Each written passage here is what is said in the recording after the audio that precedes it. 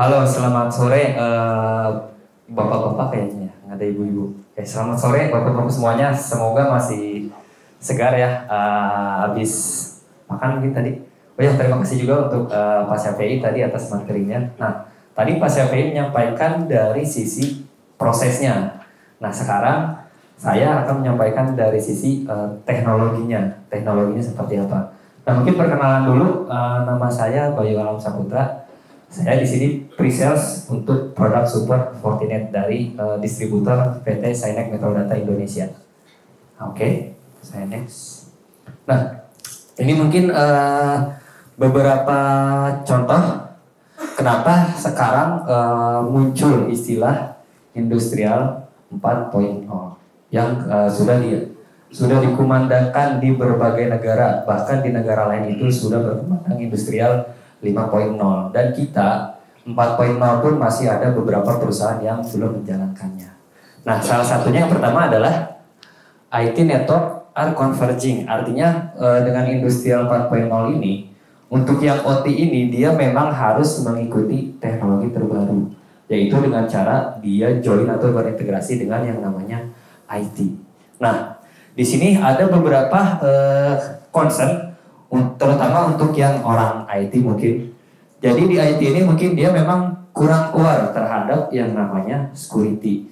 Nah, di sini makanya 3 per 4 perusahaan itu dia memang sudah menerapkan, sudah berintegrasi antara OT dengan IT. Cuman 97%-nya itu mereka belum mengetahui awareness-nya apa saja. Kalau misalkan mereka ini yang OT digabungkan dengan IT. Memang kalau dari sisi fleksibilitas itu kita bisa fleksibel.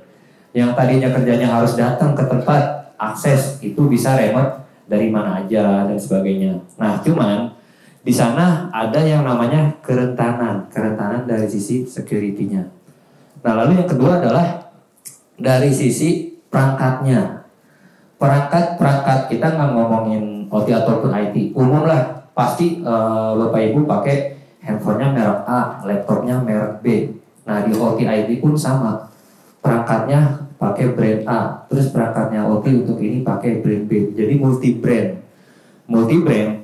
Dan di sana dari multi brand tersebut, bagaimana kita harus punya visibility. Kita bisa tahu siapa akses kemana.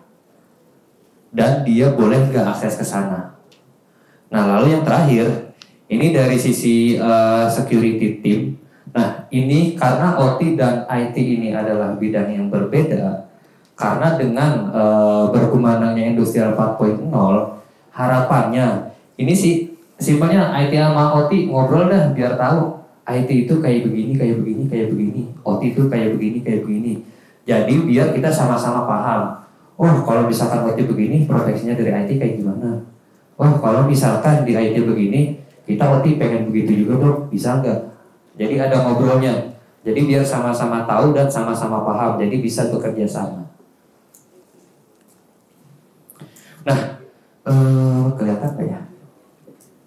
Oke. Ini mungkin contoh beberapa kasus. Karena kalau dilihat OT dan IT ini kan sudah bergabung. Nah, cuman kalau misalnya mereka tidak aware dari sisi security, maka ini salah satu contoh dari beberapa kejadian. Ada dari traffic light-nya dihack, lampunya merah semua misalkan, atau lampunya gonta-ganti, merah 1 jam gak berubah-berubah, hijaunya 1 jam gak berubah-berubah. Terus ada contoh salah satu di rumah sakit, infusi pumpnya kehack dari sisi monitornya. Dia udah join ke IT, tidak punya proteksi, terus tiba-tiba ya mungkin kita nggak tahu ya, datanya mungkin diacak-acak, ada yang dirubah. Misalnya pasiennya ini umurnya 13 tahun, sama dia diganti jadi 40 tahun. Tidak sesuai dengan KTP dan sebagainya. Nah, lalu ini banyak contoh juga dari tahun 2010 sampai tahun 2021. Nah, dari data ini pun beberapa informasi yang saya baca, ya artinya kalau misalkan orang OT sudah integrasi ke IT, artinya dia jadi melek, oh ternyata dari sisi security ini seperti ini ya. Oh, pernah ada kejadian seperti ini, jadi lebih terbuka. Yang tadinya nggak tahu, jadi tahu. Yang tadinya dia nggak aware, jadi aware. Oh, ternyata pernah ada tuh kejadian seperti ini. Oh ternyata pernah ada tuh yang kayak gini. Padahal kita nggak sangka-sangka tuh. Yang tadinya kita kira OT join ke IT itu dari sisi fleksibilitasnya oke, ternyata itu membuka celah dari sisi security-nya. Jadi ini contoh use case-nya. Nah, dari sisi security-nya itu karena apa? Salah satunya yang paling besar di sini adalah malware. Sebanyak 77%. Malware ini Bapak Ibu jangan dipikir pusing ini apa sih. Fisik bentuknya malware ini adalah sebuah malicious software, sebuah file yang dibuat oleh si attacker untuk melakukan sesuatu yang dia inginkan sesuai dengan motifnya dia. Si attacker ini bisa sendiri, bisa terorganisir, punya tim dengan motif yang berbeda-beda. Motif kalau dia sendiri mungkin motif duit, uang, motif politik, motif mungkin dia adalah sebuah tim profesional yang memang suka disewa oleh banyak orang untuk tujuan tertentu, untuk tujuan bisnis kah, dan lain halnya. Nah, malware ini adalah sebuah script. Ya kita kalau bikin program kan .x, .jpg, .php dan sebagainya. Nah, si malware adalah fisiknya adalah seperti itu. Dia file, cuman isinya adalah script. Scriptnya dia bisa ngapain nih? Mau langsung eksekusi, mau langsung nge-encrypt. Kalau langsung nge-encrypt kan istilahnya kita tahu tuh namanya sekarang ransomware. Ransomware juga termasuk ke dalam salah satu kategori malware. Atau malwarenya ini dibuat hanya untuk biar si attacker bisa masuk. Nah, jadi malware ini kalau Bapak Ibu belum tahu, dia itu bertebaran di internet. Jadi makanya kalau kita nggak punya filtering, nggak punya security terhadap apapun yang diakses ke internet, itu yang bisa menjadi atau men-trigger si malwarenya ini masuk. Ada domain, tapi webnya nggak ada. Itu tanda tanya. Klik muncul pop-up, nggak ada gambarnya, nggak ada isi kontennya. Itu tanda tanya. Bisa jadi domainnya itu emang dibuat hanya untuk dia bikin umpan. Umpannya apa? Ya malware. Jadi dia bikin domain, nggak ada webnya. Jadi pada saat user ngeklik, malware ini masuk. Nah malware dia, konekin aja nih. Tujuannya buat apa? Ya terserah dia. Dia misalkan disuruh atau dibayar orang. Tim kamu saya bayar nih, lakukan DDoS dong PPTA. Oh siap. Berapa nih harganya? Misalkan sekian. Dia bikin di domainnya dia, misalnya 1000 malware. Nah, dia bikin 1000 malware di setiap domain atau dia menginjek ke setiap website yang dia pengen injek. Terus user berselancar di internet, klik, masuk. Dia di laptopnya atau di monitornya dia yang gede, tinggal nunggu aja. Sessionnya ada yang masuk nggak nih? Pada saat masuk, dia pasti terkonek. Ting, wah ada yang masuk nih. 1, 2, 3, oh baru 3 nih. Tunggu seminggu, ada 500 botnet kita nyebutnya. Dia kalau udah kita punya pasukan zombie 500 mau ngapain? Mau ngedos enak, mau nyebarin malware lagi enak. Karena dia dibayar untuk melakukan DDoS, ya udah dia kirim paket aja ke satu services atau ke satu webnya si yang bayar dia. Dia kirim paket 500 kali sebanyak 1 giga misalnya. Tuh gede tuh paketnya. Servernya down. Udah. Tugas sudah selesai. Nah, jadi awareness-nya di sini adalah berhati-hati terhadap apapun yang diakses. Karena kalau diakses dia bisa masuk, dia bisa bebas bertebaran di internal network kita. Nah, lalu yang kedua di sini paling tinggi adalah phishing. Phishing ini adalah website palsu, tampilannya sama. Dari sisi menu, fitur, gambar dan lain-lain sama. Yang membedakan adalah kalau misalkan kita IT atau mungkin tim OT jadi sekarang tahu, itu URL-nya aja. Misalnya bankabc.com, tampilannya sama, biru, ada login, username, password. Nah itu harus hati-hati. Nah terkait phishing kemarin itu ada yang lagi rame. Webnya mungkin saya di sini boleh sebut, nanti tim editor disensor nggak nih kalau saya nyebut Aman ya? Oke. Nah kemarin itu adalah websitenya DJP Online. Nah jadi kemarin itu lagi rame banget. Nah yang menjadi masalah adalah link phishing ini kalau dikirim via email, via grup WhatsApp dan sebagainya. Karena kalau dari tampilan itu sama. Yang membedakan adalah, nah ini penting nih kalau misalkan buat tim OT atau tim IT kalau mau bikin suatu website yang dia ada login username dan password. Jangan lupa pakai CAPTCHA. CAPTCHA ini identik, nggak bisa ditiru. Website phishing yang DJP Online kemarin itu CAPTCHA-nya saya refresh 5 kali nggak berubah-berubah. Nah itu salah satu cirinya. Nah ciri yang kedua adalah saya login username password random, login 1, password 1, login masuk. Saya coba 5 kali penasaran, ABC masuk. Saya coba random, huruf, angka dan sebagainya, karakter masuk. Karena tujuannya dia adalah nampilannya sama. Kalau user yang nggak aware, dia login pakai kredensial asli. Terus yang terjadi apa? Username passwordnya dapat. Nah, yang menarik adalah dari CAPTCHA-nya. Kalau web asli, si DJP Online itu CAPTCHA-nya berubah. Yang ini, saya refresh 5 kali, saya tungguin sengaja setengah jam. Penasaran, saya refresh, saya tungguin setengah jam, nggak berubah-berubah ternyata. Itu ciri yang kedua. Dan yang paling kita bisa tahu kalau itu link phishing adalah Google itu punya SEO, Search Engine Optimization. Jadi kalau kita searching via Google, yang muncul paling atas itu adalah yang paling banyak diakses. Artinya itu adalah yang asli.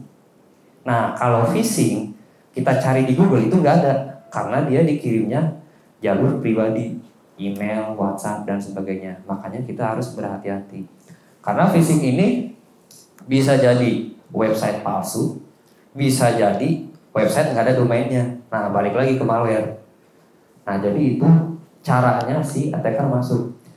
Semuanya sama, mau ransomware, mau lockbit dan sebagainya, semua sama. Caranya adalah dia pasang jebakan Batman di internet. Internet itu ibaratnya seperti hutan rimba, gak punya rule. Siapapun bisa ngapain aja. Dan gak ada undang-undang. Saat ini kan hanya UU ITE aja. Hanya UU ITE mengenai sosial media. Nah, kalau kita ngomongin internet, cyber itu belum ada undang-undangnya. Di sana orang bisa ngapain aja. Di sana orang bisa melakukan apa aja. Jadi hati-hati terhadap apapun yang diakses. Karena bisa jadi ketika kita kemasukan virus dan sebagainya, yang men-triggernya adalah dari diri kita sendiri. Contoh sederhananya, mungkin kita tinggal di satu rumah nih. Kita keluar main bola, hujan-hujanan, kotor dong badan kita, basah, kuyup. Kita masuk ke rumah, nularin penyakit pilek, batuk dan sebagainya. Karena kita dari luar hujan-hujanan, terus main bola dan sebagainya, kan kotor, becek, bau dan sebagainya. Kita masuk rumah gak mandi dulu, langsung tidur, langsung makan, udah nyebar kemana-mana. Nah analoginya si malware virus itu seperti itu. Jadi harapannya kita dari luar, kita keluar bersih, kita masuknya juga bersih. Nah, ini jadi sedikit informasi ya, mungkin kalau dulu OT ini memang dia terpisah. Karena mungkin kalau dari orang OT sendiri ya saya nggak tahu ya, mungkin agak ada sedikit takut atau seperti apa gitu. Makanya tadi yang saya bilang kan, karena sekarang sudah menuju ke industri 4.0. Woi, orang OT ngobrol dong sama orang IT biar tahu teknologi kalian itu seperti apa. Woi, orang IT ngobrol dong sama orang IT biar kita tahu teknologi kalian itu seperti apa. Jadi saling ngobrol, saling komunikasi. Biar kita tahu kelemahan dari masing-masing. Kelemahan dari masing-masing karena kita bekerja di satu company yang sama. Di satu company yang sama. Saya next.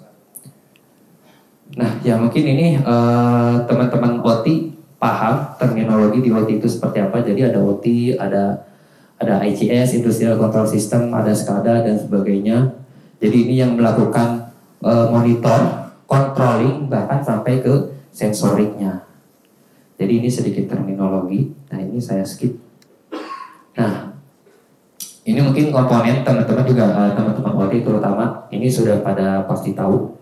Jadi ada HMI yang melakukan monitoring, terus ada controllingnya bisa CVLC dan sebagainya, lalu sensor atau mesinnya. OT itu kan operasional teknologi. Jadi suatu teknologi sistem komputer yang dibuat untuk menggerakkan alat-alat berat, terutama di bidang industri company. Nah, ini perkenalan dulu. Di sini mungkin sudah ada tadi beberapa yang kebut kami, Fortinet. Ya artinya ada beberapa yang sudah tahu. Nah mungkin kalau yang belum tahu, Fortinet ini adalah suatu perusahaan. Dia jual produk security, yang mana di sini dia ada salah satu solusi untuk di OT teknologi. Nah di sini mungkin kalau saya jelaskan ya, produk Fortinet itu banyak, networking, endpoint, cloud, bahkan sampai ke kalau di IT itu ada istilah NOC sama SOC, Network Operation Center sama Security Operation Center. Nah jadi ini beberapa solusi yang di dalamnya ada multiple produk. Nah dan itu semua si Fortinet ini dia punya tim R&D, tim cyber security khusus, namanya FortiGuard. Jadi setiap perangkat Fortinet Bapak Ibu itu pasti update database dari sini. Mau firewall, mau endpoint, mau email security, web security, dan sebagainya. Dan ini dia update tiap hari. Tim cyber security di Fortinet, si FortiGuard ini, dia mengamati, mempelajari, bahkan kalau bisa ada virus baru, kita bisa upload ke mereka. Ini ada virus baru nih, di kalian belum ada nih, kita kirim sampelnya biar dia pelajari. Nanti dia pelajari, oh ini termasuk ke dalam database-nya antivirus nih. Oh ini termasuk ke dalam database-nya web security nih. Jadi dia akan update database setelah dia tahu, oh ini jenisnya apa. Jadi perangkat-perangkat kita itu akan terupdate ke sini dan terproteksi. Ini real time update-nya. Jadi selama ada virus baru, yang kemarin lagi ramai itu kan Lockbit. Lockbit itu banyak variannya. Yang kemarin itu Lockbit versi 3. Si Fortinet sendiri di database-nya FortiGuard, Lockbit itu udah punya banyak database varian. Kalau misalnya Bapak Ibu nggak percaya, si FortiGuard ini dia punya website fortiguard.com. Di sana kita bisa searching nama virus, nama malware. Kita searching dia cara kerjanya kayak gimana, terus efeknya apa. Nah, kalau misalkan di IT itu ada istilah CVE, Common Vulnerable Exposure. Artinya adalah vulnerability yang common, yang sudah terekspos. Artinya sudah ada yang kena. Nanti dari misalkan Lockbit versi 1. Cara kerjanya seperti ini. CVE-nya, CVE ID-nya ini. Nah, nanti karena CVE ini dia umum, artinya kita bisa tahu bahwa semua teknologi itu cara kerjanya sama dan untuk proteksinya itu sama. Cuman yang membedakan adalah how to di produk A kayak gimana, how to di produk B kayak gimana. Untuk jalurnya, dia masuknya seperti ini loh, Lockbit masuknya seperti ini loh. How to-nya di security A kayak gimana, how to-nya di security B kayak gimana. Nah itu yang ada di CVE. CVE itu ada website-nya juga, cve.org. Nah di FortiGuard Lab kita bisa cari tahu nama malware-nya, terus CVE-nya juga ada kalau dicantumkan. Dan kalau dari, karena Fortinet ini kan dia perusahaan security, nanti dari produk Fortinet akan mengeluarkan solusi. Oh nih produk apa nih dari Fortinet untuk melakukan mitigasi terhadap malware tersebut, kayak gitu. Nah ini statistik, jadi apa aja sih yang dia pegang database-nya. Nah ini mungkin data lama nih, Q4 2020, tapi kurang lebih kategorinya adalah ini. Jadi malware, botnet, spam, IPS, phishing, dan sebagainya. Jadi pada saat Bapak Ibu sudah menggunakan produk dari Fortinet, minimalkan, tidak 100% tetapi meminimalkan. Karena kan yang namanya teknologi buatan manusia juga, bukan buatan Tuhan. Nah itu perlu diingat dan dicatat juga, karena beberapa ada yang menanyakan, Pak kalau gini-gini teknologi udah canggih dong, berapa persentase nih keamanannya gini-gini. Pak, kalau teknologi itu buatan manusia, tidak ada yang 100% aman. Cuma dari kita itu hanya berusaha melakukan mitigasi. Sama kayak kita berusaha sambil berdoa, bekerja sambil berdoa, kayak gitu. Nanti hasilnya seperti apa, biar Tuhan yang menentukan. Kayak gitu. Nah, ini database yang dimiliki oleh si Fortinet. Nah, balik ke integrasi. Jadi, ini adalah evolusi yang menjadi gapnya antara OT IT adalah di sisi operational and control. Jadi biasanya kalau level 4 ke atas ini kan udah ngomongin business plan, aplikasi dan sebagainya sampai ke level network jaringan. Nah untuk yang kontrolnya, site manufacturing, area kontrol dan sebagainya sampai ke proses, sampai ke perangkat itu kan dia terpisah sendiri. Ada air gapnya, ada pemisahnya.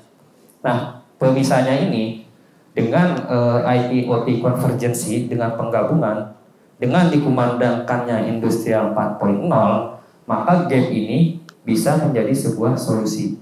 Nah di sini muncul istilah namanya DMZ, Demilitarized Zone. Demilitarized Zone itu kalau di IT, siapapun yang lewat DMZ itu harus atas persetujuan si firewall-nya.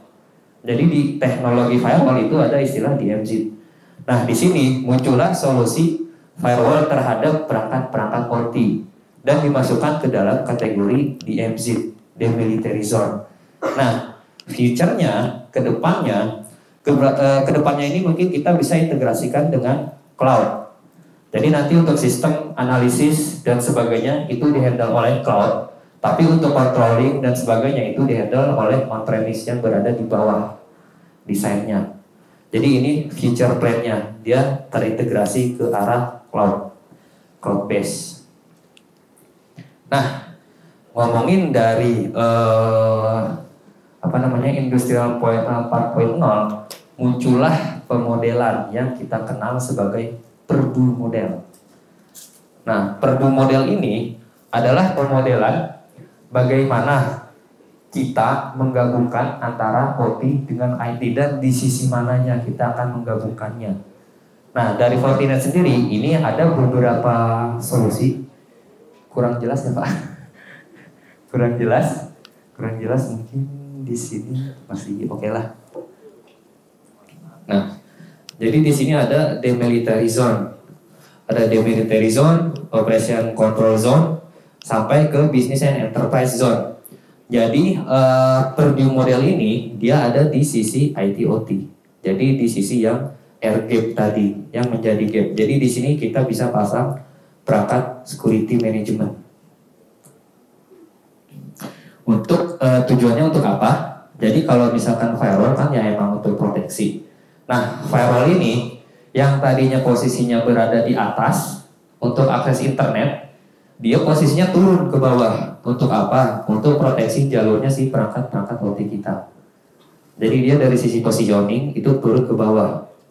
Terus kalau misalkan ada pertanyaan, kalau misalnya firewall di atas, itu bisa juga nggak untuk memproteksi yang berada di bawah?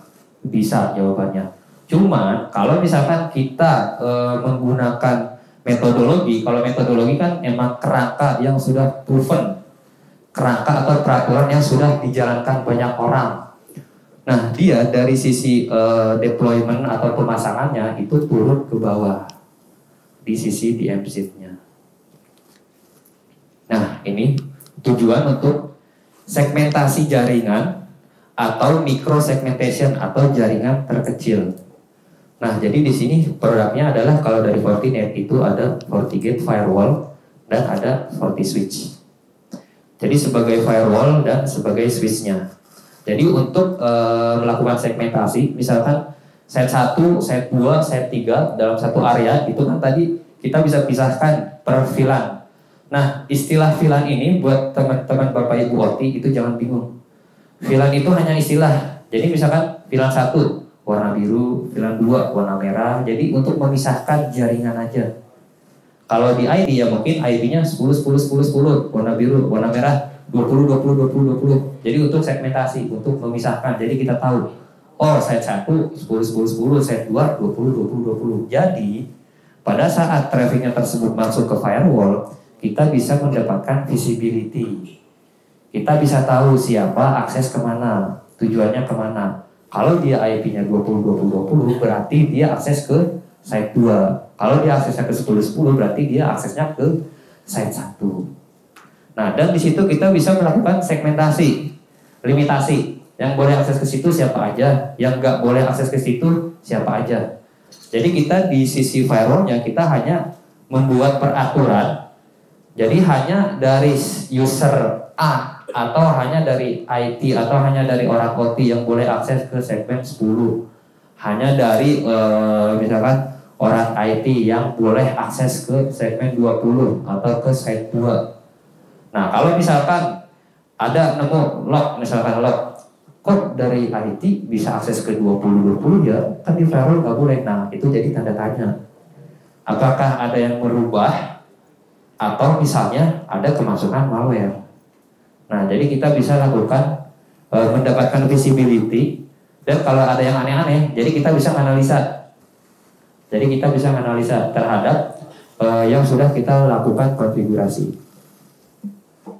Oh, baru 18. Nah, lalu di sini kalau misalkan terkait dari sistem controlling atau reporting di perangkat-perangkat OT yang menggunakan web base. Jadi biasanya ini di sistem monitor untuk melakukan cross checking terhadap suhu, humidity dan sebagainya.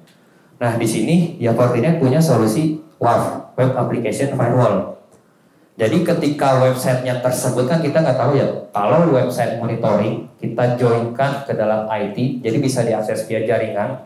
Jadi yang admin misalkan yang adminnya bukan yang kontrolernya, adminnya mau akses mau lihat, bang suhunya kok tinggi banget ya, panas banget, kita mau ngecek. Ternyata datanya suhunya 0, kan nggak make sense. Di sana panas, dari sisi monitor perangkatnya panas, suhunya tinggi, tapi dari sistemnya dia dicek di web base-nya itu misalkan 0. Artinya nggak sinkron, berarti ada yang aneh nih. Nah, terus juga kalau misalkan mau narik report, terus tiba-tiba kok reportnya nggak ada ya, kok reportnya berubah, kok namanya berubah, nah itu berarti websitenya udah kesusupan malware. Nah, kalau misalkan ada use case atau kejadian yang seperti itu, yang aneh-aneh terhadap website monitoring yang dimiliki teman-teman OT, yang ini bisa menjadi salah satu solusi WAF, namanya Web Application Firewall. Nah, ini secure remote access. Jadi kalau misalkan kita join ke IT kan, kita emang enak ya mendapatkan fleksibilitas. Nah, kalau di IT, mungkin teman-teman OT tahu, ya orang IT mah enak bisa kerja di mana aja. Ya saya kalau mau controlling harus datang mulu ke site, tiap hari ke site. Nah, solusinya gimana? Kalau misalkan belum ada perangkat security, yang terjadi ya seperti itu, kita harus datang mulu. Nah, di sini muncul solusi secure remote access. Secure remote access ini artinya kita bisa lakukan remote dari luar. Kalau misalnya kita cuma mau akses monitoringnya aja dan sebagainya. Jadi nggak perlu datang ke kantor atau ke lapangan. Atau kalau misalkan perangkat OT yang dipergunakan teman-teman itu dia diakses dari kantor, tapi melalui aplikasi atau misalkan via web base untuk menjalankannya. Nah, itu kan pasti diinstal di Windows. Ya artinya kita bisa lakukan hal tersebut juga buat teman-teman. Jadi nggak perlu lagi tuh datang ke site. Dari rumah juga udah bisa remote ke kantor, cek. Oh, ini mati ya. Oh, ini kayaknya down nih. Oh, saya nyalain dulu deh karena semalam ada maintenance misalkan. Lupa dinyalain. Jadi nggak perlu datang ke kantor. Jadi teman-teman OT pun bisa ngerasain yang namanya fleksibilitas. Bisa kerja di mana aja. Nah, di sini kalau dari Fortinet ada Forti Client ya untuk VPN-nya, Forti Token untuk two factor authentication. Jadi kalau login ada tokennya nanti di handphone. Nah, ini autentikator. Kalau misalkan teman-teman mau bikin kayak manajemen user. Jadi yang akses ke perangkat tersebut atau yang bisa login ke server yang buat monitoring tersebut siapa aja, nanti dibikin username-nya di sini di autentikator. Jadi bisa di manage. Jadi nggak sembarangan yang masuk ke sana itu usernya nggak ada. Jadi hanya user yang terdaftar, yang tervalidasi, yang bisa masuk ke sana. Jadi nggak sembarangan orang. Jadi kita benar-benar lakukan manajemen terhadap akses. Nah, turun ke bawah. Ya ini dari sisi database. Jadi di perangkat FortiGate, di firewallnya Fortinet, itu kita punya database terkait dari produk-produk OT. Jadi dari sisi IPS, application control, nah yang saya temuin itu untuk monitoring perangkat OT itu masih menggunakan Windows XP malah, bukan Windows 7, Windows XP. Windows XP-nya XP yang 32. Bukan XP SP1 atau XP SP2, jadi masih pakai Windows old tahun 2001 2002. Nah, solusinya di sini Fortinet punya feature security namanya IPS, Intrusion Prevention. Ini untuk virtual patching. Jadi dia punya database terkait Windows lama. Jadi dengan tujuan untuk ya virtual patching untuk menutupi kerentanan. Karena yang kita tahu kan Windows 7 aja udah nggak disupport, apalagi Windows XP. Windows 7 tahun 2020 itu udah end of support, udah nggak disupport. Apalagi kalau dia masih pakai Windows XP. Nah, jadi ini sebuah solusi untuk melakukan virtual patching. Nah, lalu dari sisi aplikasi, ini beberapa protokol yang disupport oleh si FortiGate. Nah, biasanya kan kalau misalkan kita pakai pasang firewall, tapi dia nggak ada database OT-nya. Pada saat ada traffic, yang terjadi adalah dia nggak ke-record. Dia nggak tahu apa yang diakses, tujuannya kemana, dia nggak akan tahu, nggak akan ada lognya. Nah, di sini si Forti punya database, jadi aplikasinya apa bisa ketahuan. Dan kalaupun ada serangan, nanti bisa ketahuan juga dia nyerangnya ke arah aplikasi apa. Jadi untuk mendefinisikan dan mendefine. Nah, ini dari sisi antivirus ini sama, jadi balik lagi ke Windows yang dipergunakan. Kalau misalnya dia jadi install aplikasi untuk monitoring perangkat A, install aplikasi untuk monitoring perangkat B di server Windows atau di server Linux dan sebagainya. Nah, ini ada yang menjadi perdebatan argumen.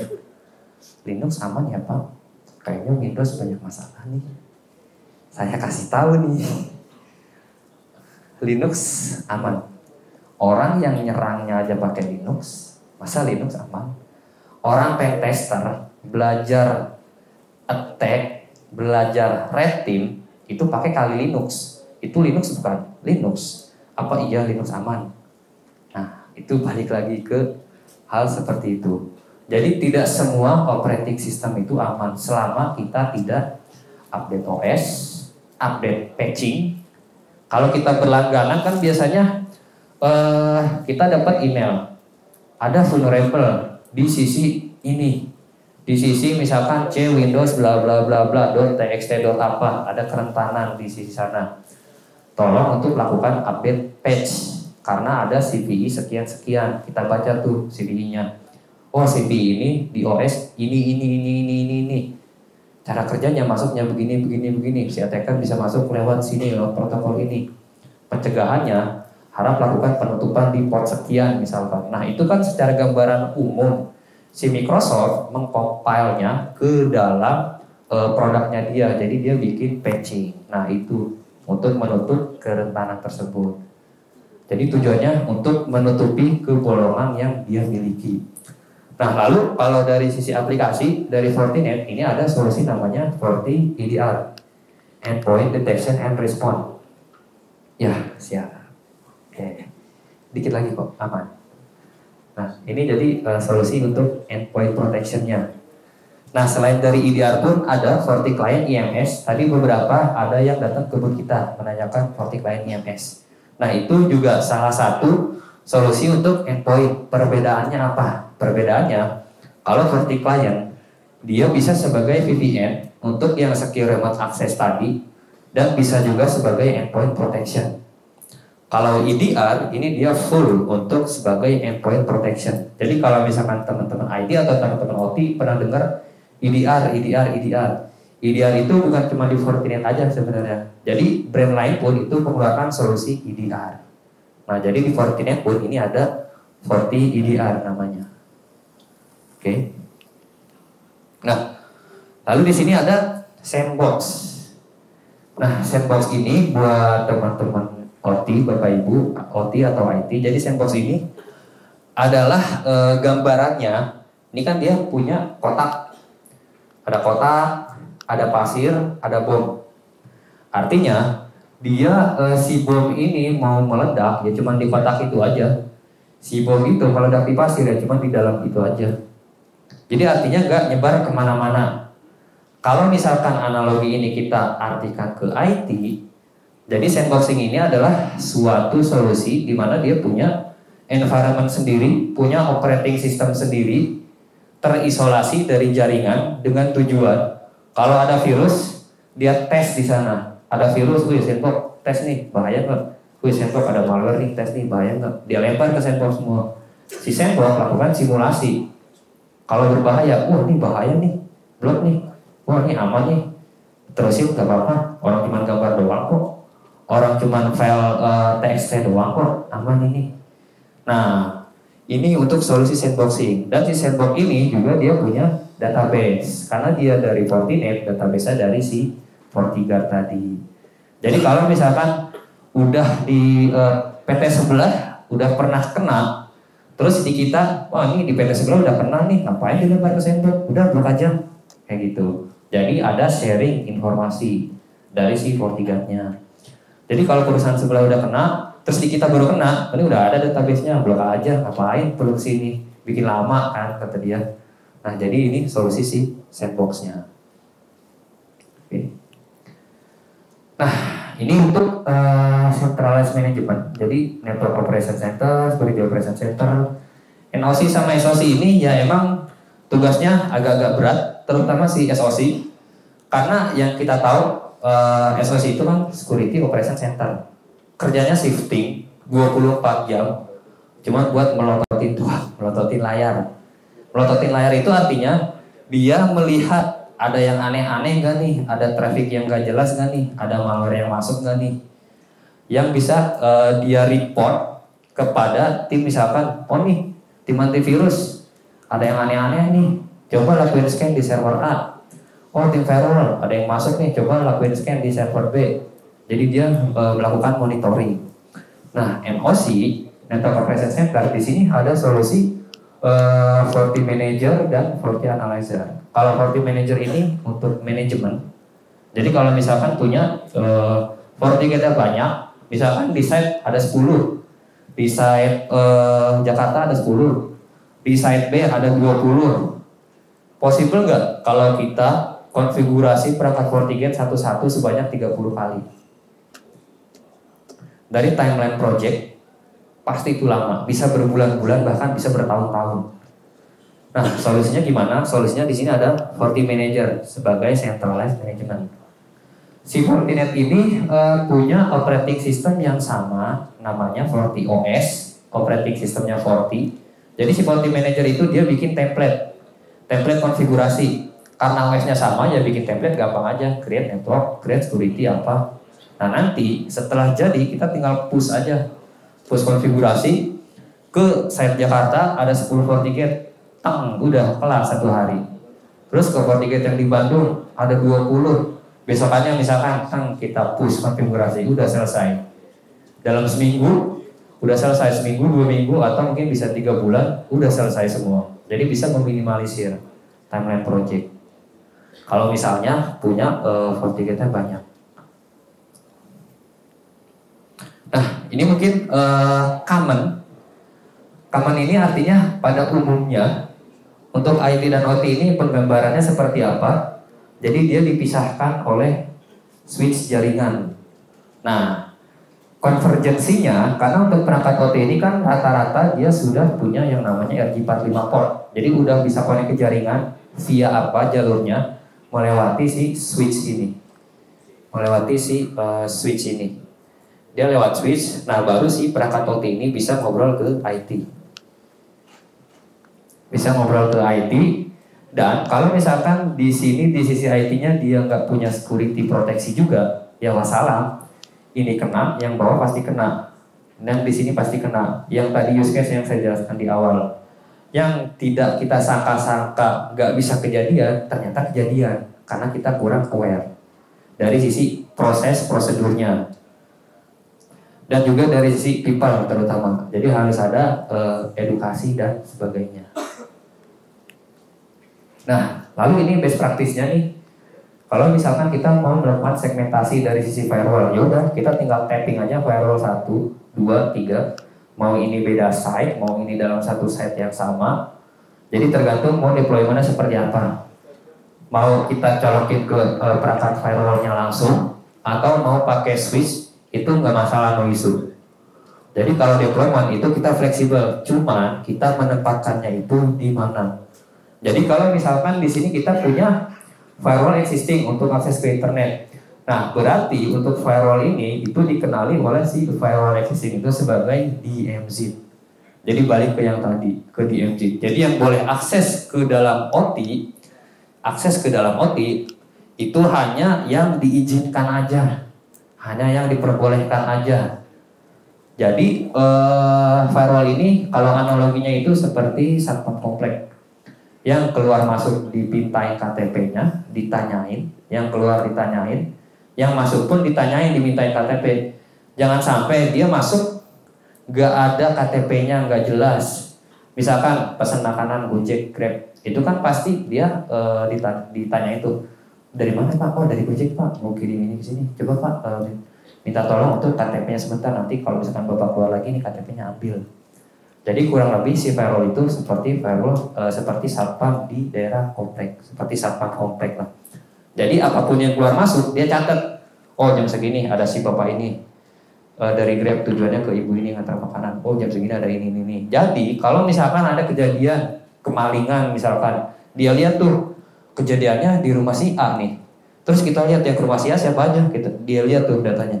Yang ke rumah si A ada ini. Oh berarti ini salah satu bisa jadi tersangka. Nah itu. Jadi dari histori itu kita bisa lakukan analisis. Nah ini mungkin beberapa teknologi. Ya Forti ini ya tipenya banyak, dari seri yang kecil sampai seri yang besar, sesuai dengan tergantung dari kebutuhan di tempat Bapak Ibu nanti. Jadi bisa dikomunikasikan dengan tim ACS atau dengan kami nanti. Ya ini beberapa license. Jadi di sini ada device security, advanced security. Jadi ini untuk license OT. Jadi kalau misalkan terintegrasi nanti dengan perangkat OT, jadi license-nya adalah license yang device security.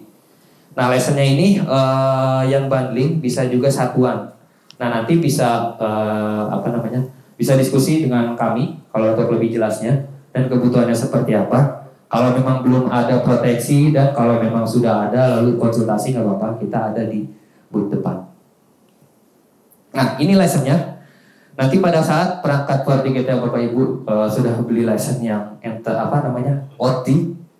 Nah di sini akan muncul industrial database. Industrial database license expire-nya kapan, ini akan muncul dari sisi menunya. Nah terus nanti, nah ini yang tadi saya bilang FortiGuard ada websitenya. Di sana kita bisa lihat ada virus apa aja, ada malware apa aja, kita bisa tahu. Dan untuk yang industrial database ini kita bisa lihat juga dia ada apa aja sih di sana. Jadi di sini kita bisa lihat. Selain dari perangkat, kita bisa cek juga dari sini. Perangkat OT kita udah ada belum ya database-nya? Kita searching, udah ada atau belum? Kalau misalkan belum ada, kita bisa buat ticketing ke support Fortinet. Hey tim Fortinet, kita punya perangkat FortiGuard untuk memproteksi perangkat OT kita. Namanya ini, serinya ini. Nah nanti kita kirimkan ke mereka. Nanti mereka akan membuatkan kategori. Nanti akan muncul kategori perangkat kita. Jadi kategori perangkat kita itu bisa kita mendapatkan visibility dan kita bisa proteksi. Kayak gitu. Nah ini mungkin beberapa application control dan signature yang disupport. Jadi ada banyak Modbus, Profinet, dan sebagainya. Ya ini umum untuk teman-teman OT mungkin lebih pada tahu. Jadi ini beberapa protokolnya si OT. Ini yang sudah terdefine dari sisi application controlnya. Nah, dari sisi application control di sini ada industrial database. Terus kita next. Nah, di sini kita bisa lihat, kita bisa filter, kita bisa searching. Kalau dari sisi perangkat, kalau tadi kan dari sisi FortiGuard. Nah, ini dari sisi perangkatnya. Dari sisi perangkat, kita bisa cek perangkat kita udah ada atau belum. Jadi kalau misalkan udah ada, kita bisa lakukan action, kita bisa lakukan filtering. Nah, ini dari sensornya, dari si IPS-nya ini ada SCADA signature. Jadi kalau misalkan teman-teman OT di sini yang sudah menggunakan perangkat yang dia punya protokol SCADA, nah ini sudah ada untuk filteringnya. Nah, di sini nanti bisa kita pasang. Di sini nanti akan muncul, kita bisa create lebih dari satu profile. Nah, nanti di sini kita bisa pasang severity-nya apa. Nah, di IPS ini kita bisa lakukan blocking terhadap yang namanya ke botnet. Jadi nggak perlu khawatir, kita akan terhindar dari yang namanya botnet dan kita akan terhindar dari yang namanya malicious. Jadi aman untuk koneksi outbound, koneksi yang keluarnya. Ini salah satu contoh lognya. Jadi kalau misalkan sudah pasang perangkat FortiGate, terus license-nya yang OT, jadi nanti trafiknya bisa kelihatan nih, tanggal berapa, jam berapa, source-nya dari mana, dari IP berapa, aksesnya kemana, aplikasinya apa. Dan dari sini kita bisa lihat, kok source dari sini bisa akses ke sini ya, padahal kan nggak boleh. Nah, itu harus diwaspadai. Jadi kita bisa lakukan analisis, kenapa dia bisa akses ke sini, padahal sebenarnya dia nggak boleh akses. Jadi kita bisa lihat. Nah, ini mungkin example, contoh topologi.